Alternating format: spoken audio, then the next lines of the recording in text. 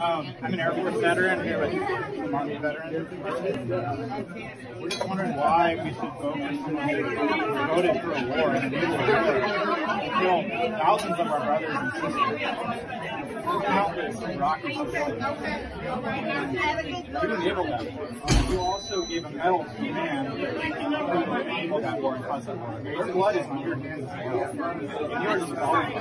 And you're disqualified. You're disqualified. My friends are dead.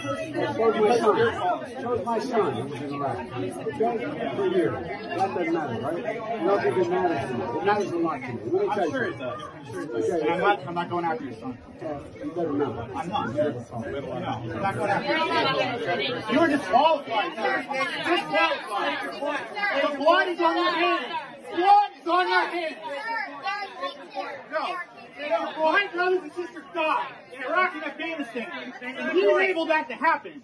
He enabled that to happen. He is disqualified. He is disqualified. No way he can be president. They are dead. Millions are dead in Iraq. He will not be allowed to be president. Disqualified. Trump is more anti-war than you. Fucking bullshit.